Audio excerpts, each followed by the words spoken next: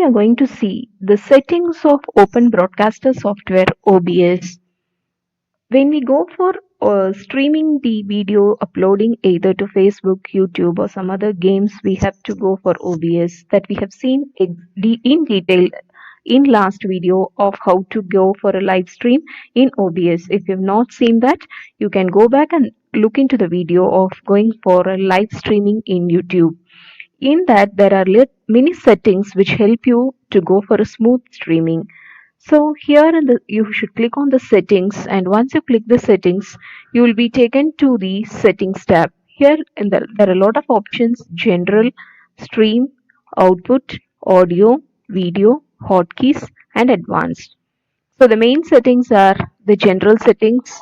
Here generally we have to look into the general informations: what is the language, what is the theme, and in the output, if you want to check these confirmation, show confirmation dialog when starting streams.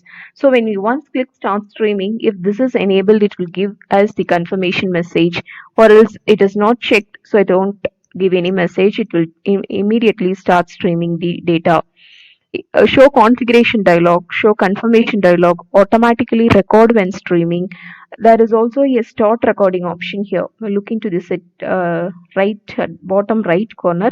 Here we have start streaming, start recording, studio mode, settings. So once you give start recording, it will be recording you separately. But you want both streaming and recording. If this tab is enabled, these both options will be done. So you will also have the recorded copy in your own personal login in your desktop. If it is not given, the recorded version will not be available. Only live stream will be happening. Then automatically, this is what we have seen. Then keep recording when stream stops. Once the stream stops, the recording content will be available. Automatically start replay buffer when streaming. Keep replay buffer active when the stream stops. So these are some of the general and output options in the general settings.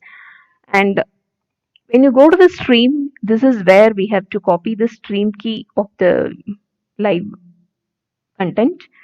And output, we have to go for encoder, rescale output, rate control, keyframe interval, CPU usage presetter, profile, tune, X264 options. So here we have, there are many inside, there is many options: output mode, then streaming. This settings is for streaming. Then you click on recording, the settings changes for recording. You can do both the contents, both the things in OBS. You can do streaming and also recording.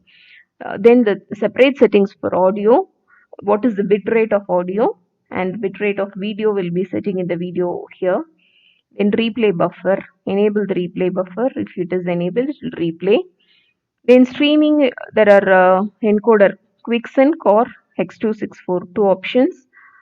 Then rate control, if you have a high bit data, you can go for higher versions, CRF, very bandwidth, VBR, ABR, etc. If you have low bandwidth, you can select CBR. Then what is the bit rate of data transfer? How much bit you have to go for a speed test before going for a live stream. Only then you will be able to give this bit rate. Then keyframe interval seconds. Then CPU usage, how much, how fast you are going to use the CPU. Either it is ultra fast, super fast, or very fast. So this setting can be selected here. And next setting is audio. So audio, nothing much we want to change. Sample rate channel something. Then video, here we have to go for, this is the base resolution 1920 into 1080, and output resolution you have to give. So what is the output scaling ratio, whether you want a HD effect or something. If you give high resolution, the video output quality will be very high, but also note that you should have a high bandwidth of data. Assume there are 1,000 people, you are working in a networked team of 1,000 people, and if 1,000 people are sharing the network, your bandwidth will automatically reduce. And also if you are using your Wi-Fi for connecting, you won't get much bandwidth. So depending on the bandwidth, you should select the output resolution in the video content. So if it is somewhere medium, you can go for some 648 or 720. If it is very low, you should go for 432 or 398. If it is very high bandwidth, you can go for 1080. And downscale filter, bilinear, fastest but blurry scaling. So here also there are three options.